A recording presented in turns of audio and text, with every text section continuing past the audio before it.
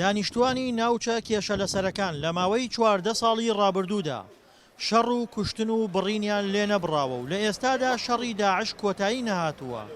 ئەوان ترسیان لە ڕوودانی شەڕ هەیە لە نێوان هەرێم و بەغدادا لەسەر ناوچەکانیان، بۆیە داوا لە ئیدارەی نوێی ئەمریکا دەکەن کار بۆ ئاساییکردنەوەی ناوچەکانیان بکات. ینی باشە ئەمریکا قووات برێنە لێرە شەر نەبێ ئەگەر هەرێم و بەغا نەبەرەوە نەبەر داعش تەداخل ئێرەی کەرکووک نەکە. بەڵێ بێگومان ئەبێ ئەمریکا تەداخل بکە لە مەسەلەی ناوچە دابڕاوەکان لەبەرەوە شەڕ و خوێنڕشتن ڕوونەدا لە بینی کورد و عەرەبە بە تایبەت لە دوای داعش.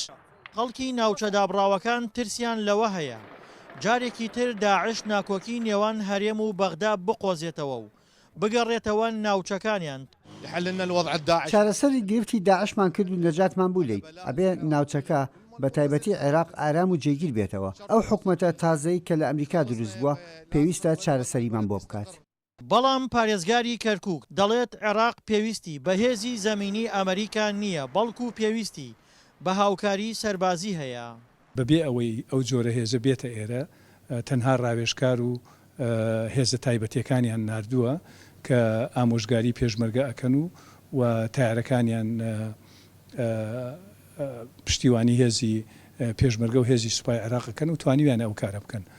من بەڕێی من بە هەمان شێوە مانەوەیان و بە هەمان ڕێگا ئەتوانن دیسانەوە ڕێگە لە داعش بگرن. ناوچە کێشە لەسەرەکانی نێوان هەرێم و بەغدا کە زۆربەیان لە ڕووی واقعیەوە پێشمەرگە تێیاندا باڵادەستن و لە ڕووی ئیداریەوە سەر بە بەغدان دانیشتوانەکانیان ترسیان هەیە ململانەی نێوان هەرێم و بەغدا لەسەر ناوچەکانیان لە داهاتوودا سەر بۆ پێکدادانی سەربازی بکێشێت.